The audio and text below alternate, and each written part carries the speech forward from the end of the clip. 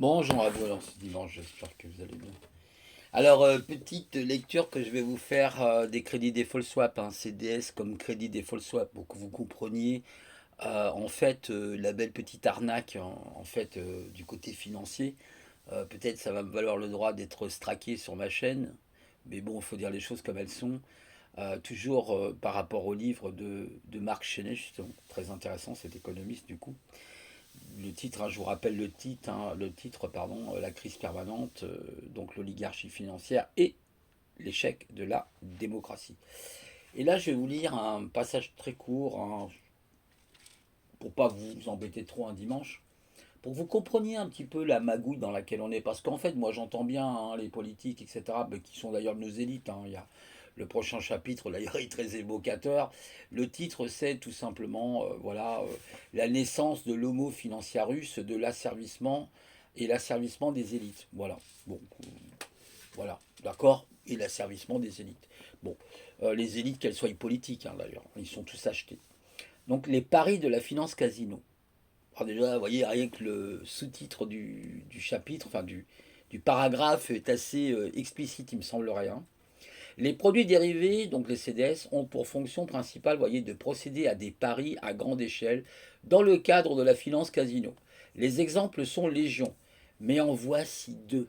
Là, deux alors, je vais vous en prendre qu'un seul, parce que l'autre, je ne vais pas finir de le lire. Le premier est celui du crédit default swap qu'on appelle les CDS, ce que je viens de vous mettre hein, comme image là. Ce produit permet à son détenteur de l'assurer contre les risques de défaut de paiement d'une entité de référence.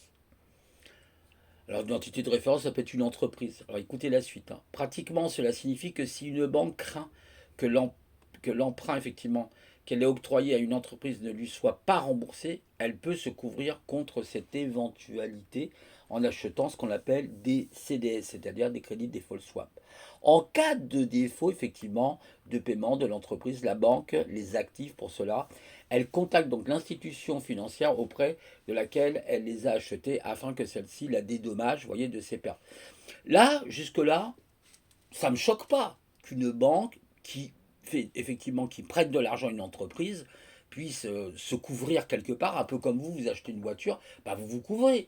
Vous avez une assurance maladie, par exemple, vous vous couvrez. Vous voyez ce que je veux dire?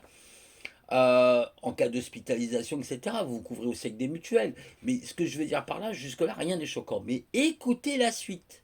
Parce que là, vous allez, je vous assure, et soyez bien assis, hein, parce que c'est très important. Sinon, vous allez tomber sur les fesses et vous risquez de vous casser le col du fémur. Alors voilà la suite. Voilà bien la suite. Hein. Il est dit, donc, jusque-là, pas de problème. En cas de perte, elle est couverte grâce à ces CDS. Théoriquement, les CDS donc, seraient donc des d'utiles contrats d'assurance. Mais dans le descriptif de ces produits, il est indiqué qu'il n'est pas indispensable d'être exposé au risque sur l'entité de référence pour acquérir ces CDS. Allô? Ça veut dire quoi ça? Bah écoutez la suite. Ce qui signifie qu'une banque peut acheter des CDS relatifs à une entreprise, bien qu'elle n'ait pas prêté d'argent à celle-ci.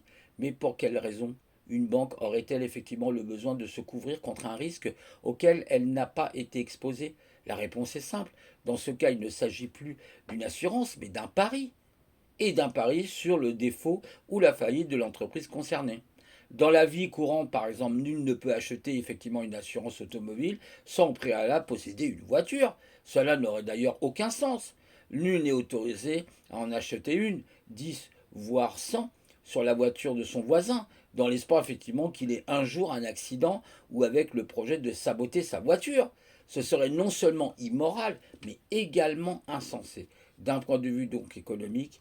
Mais si de telles pratiques sont impossibles et interdites dans le sens des voitures, elles sont paradoxalement tout à fait autorisées dans la sphère financière par le biais des CDS. C'est un vrai scandale. Alors vous comprenez pourquoi on est dans la merde.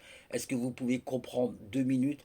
Alors il n'y a pas que ça bien sûr. Hein. Je ne dis pas qu'il n'y a que ce sujet qui va effectivement expliquer tous les déficits, etc. Mais ça en fait partie. Et gravement, je vous ai dit la dernière fois, aujourd'hui les CDS, c'est 9 fois, j'ai bien dit, 9 fois le PIB mondial. PIB mondial, je rappelle, c'est quoi? C'est le produit international brut, c'est toutes les riches, c'est la richesse d'un pays, hein, ses exportations, importations, c'est les matières premières, le pétrole, etc. Donc vous voyez l'arnaque de ces histoires de CDS, mais surtout dans le descriptif où les banques ne sont pas obligées de prêter de l'argent à une entreprise pour acquérir des CDS. Mais elle va faire un pari pour dire est-ce que cette entreprise va être gagnante ou est-ce qu'elle va être perdante. Je sais qu'aux États-Unis, ils font la même chose avec des gens qui ont des cancers, par exemple, où ils prévoient la mort de la personne tel jour, telle semaine. Alors il va finir par crever celui-là, il se regarde dans le blanc des yeux. Il crève ou il crève pas celui-là. Vous verrez, un jour on nous proposera l'euthanasie. Hein. Ne vous inquiétez pas, c'est prévu, hein, c'est prévu. Ils avaient déjà commencé avec la pipiste. Hein, voilà, c'est pour ça qu'il y a la pipiste. Hein, d'accord. Bah tout simplement, faut être intelligent. Bon, si vous n'avez pas compris ça, c'est qu'on est stupide. Bon, bref, c'était pour vous dire ça. Je vous souhaite un bon dimanche. Et puis, ben voilà quoi. Vous voyez, une des magouilles qu'on appelle les CDS. J'espère que je me ferai pas straquer pour ça parce que à chaque fois que je parle de finance, en général, je me fais straquer. Allez, bon courage à toutes et tous. Hein, bon courage dans ce monde dystopique.